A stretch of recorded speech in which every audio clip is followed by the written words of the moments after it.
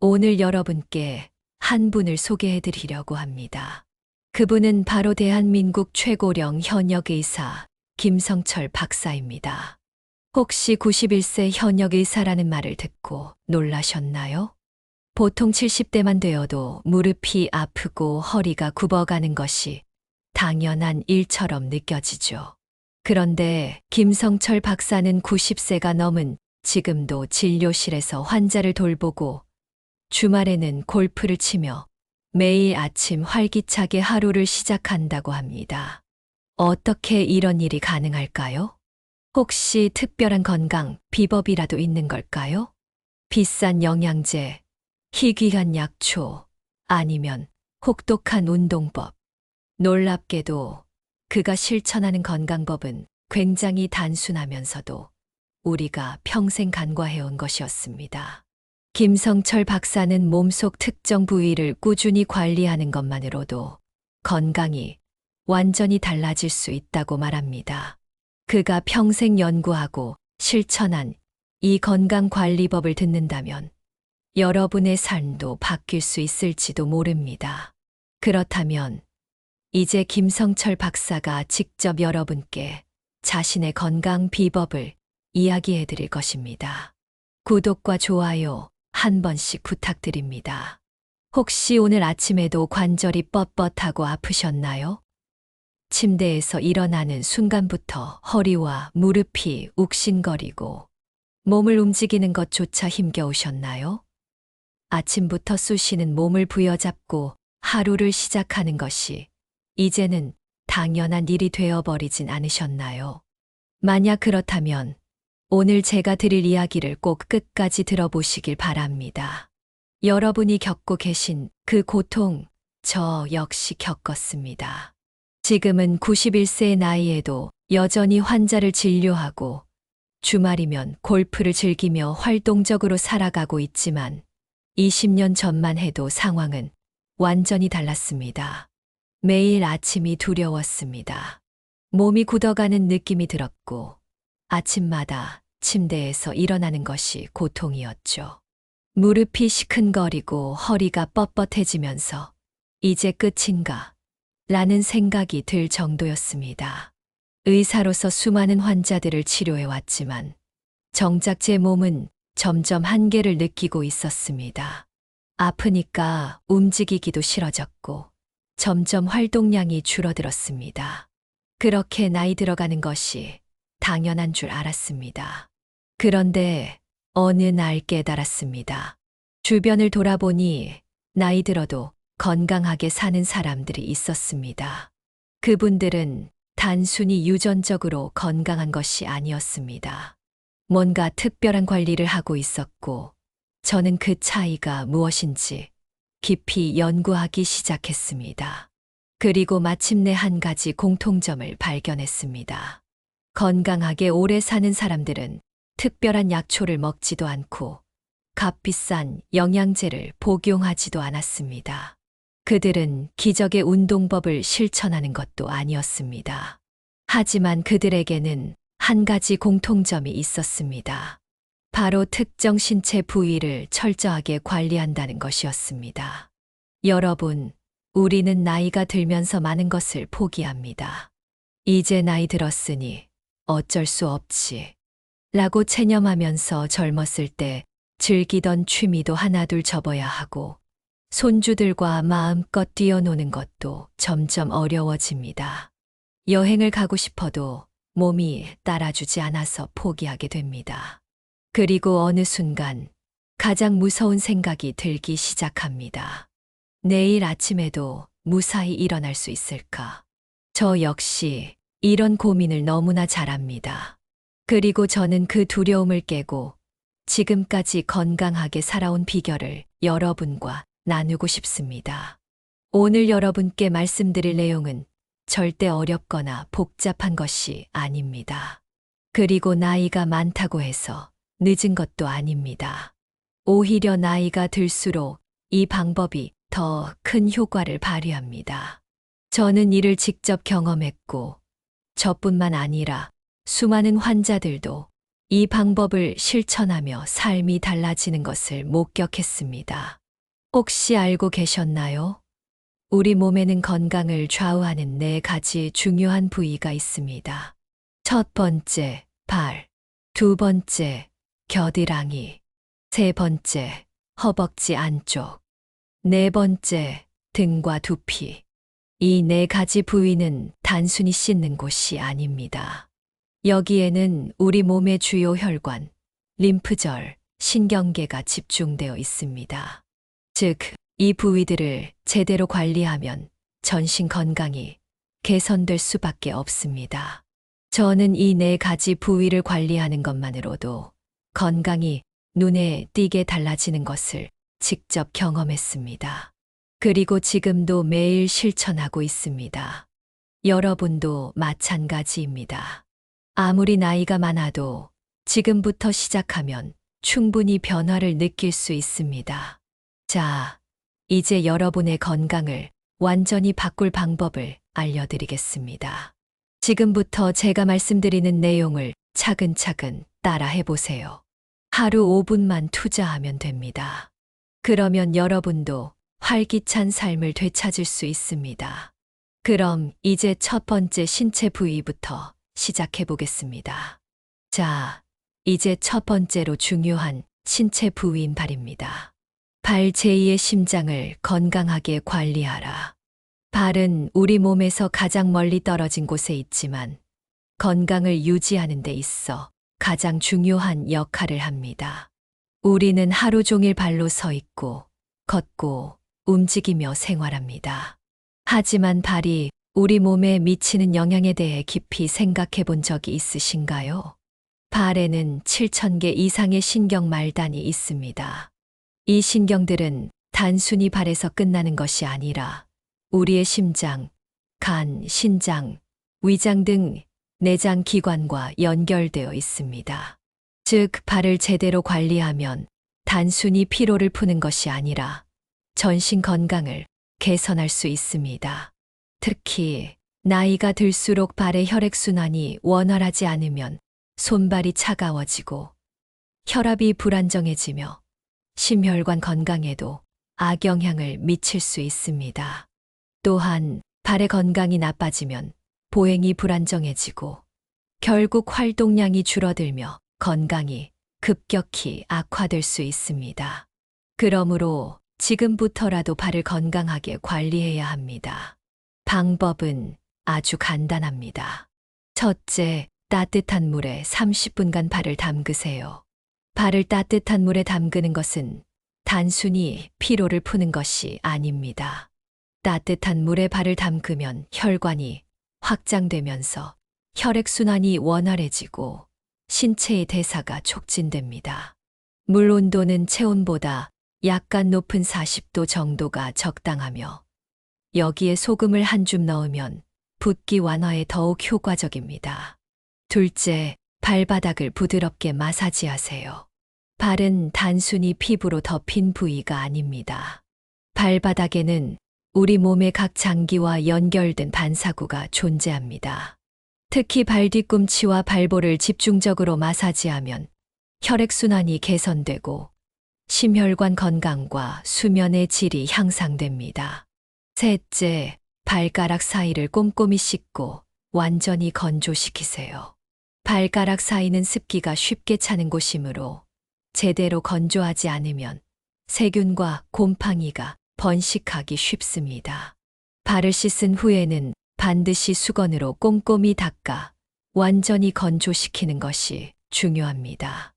넷째, 보습크림을 발라 피부를 보호하세요.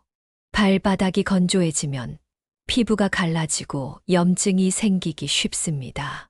따라서 샤워 후에는 보습크림을 발라 발의 피부를 보호해야 합니다. 또한 미끄럼 방지 신발을 착용하면 발의 부담을 줄이고 보행을 안정적으로 유지할 수 있습니다. 이 4가지만 실천해도 발 건강이 크게 달라질 것입니다. 자, 이제 두 번째로 중요한 부위인 겨드랑이로 넘어가겠습니다. 겨드랑이, 우리 몸의 해독 센터를 깨끗하게 유지하라. 겨드랑이는 우리가 흔히 냄새 제거를 위해 관리하는 부위라고 생각하지만 사실 겨드랑이는 우리 몸의 자연 해독 센터라고 불릴 만큼 중요한 역할을 합니다. 겨드랑이에는 20개 이상의 중요한 림프절이 있으며 이 림프절들은 혈액 속 독소를 제거하고 면역 기능을 담당합니다. 쉽게 말해 겨드랑이의 림프 순환이 원활하지 않으면 몸속에 독소가 쌓이고 면역력이 저하되며 각종 염증과 질병에 쉽게 노출될 수 있습니다. 그렇다면 겨드랑이를 건강하게 관리하는 방법은 무엇일까요? 첫째, 강한 화학 성분이 포함된 바디워시나 비누는 피하고 순한 비누로 부드럽게 세척하세요. 겨드랑이 피부는 매우 얇고 예민하기 때문에 향이 없는 순한 비누를 사용하는 것이 중요합니다. 강한 화학 성분이 포함된 제품을 사용하면 피부 장벽이 손상될 수 있습니다. 둘째, 샤워 후 겨드랑이를 완전히 건조시키세요. 겨드랑이는 습기가 쉽게 차는 부위입니다. 만약 겨드랑이가 항상 축축하다면 세균 번식이 활발해지고 피부 염증이 생기기 쉽습니다. 따라서 샤워 후에는 수건으로 겨드랑이를 완전히 건조시키는 것이 필수적입니다. 셋째, 자연 유래 성분의 데오드란트를 사용하세요. 시중에 판매되는 많은 데오드란트에는 알루미늄 성분이 포함되어 있습니다. 이 성분이 림프절을 막아 림프 순환을 방해할 수 있기 때문에 화학 성분이 포함된 제품은 피하는 것이 좋습니다. 대신 베이킹 소다나 코코넛 오일 같은 천연 성분을 활용하면 더욱 건강한 관리를 할 수 있습니다. 넷째, 아침마다 2분간 겨드랑이 림프 마사지를 하세요. 림프절은 움직임이 없으면 쉽게 막히기 때문에 겨드랑이 마사지를 하면 림프 순환이 촉진되고 면역력이 향상됩니다. 방법은 간단합니다.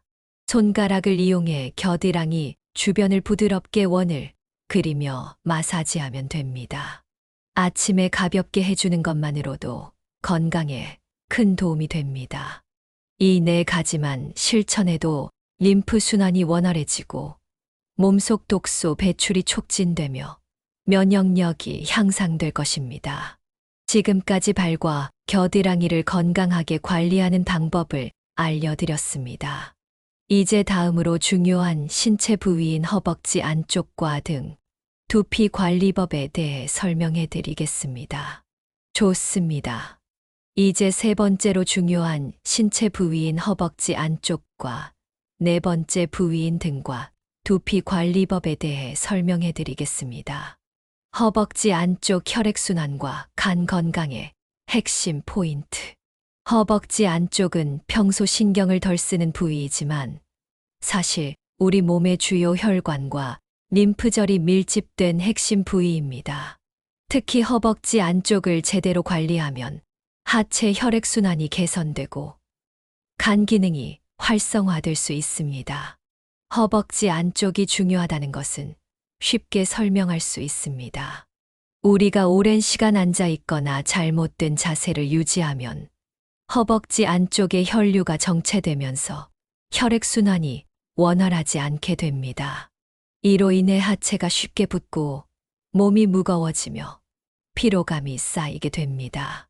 또한 림프절이 막히면 몸속 노폐물이 제대로 배출되지 않아 면역력이 약해지고 간 건강에도 악영향을 미칠 수 있습니다.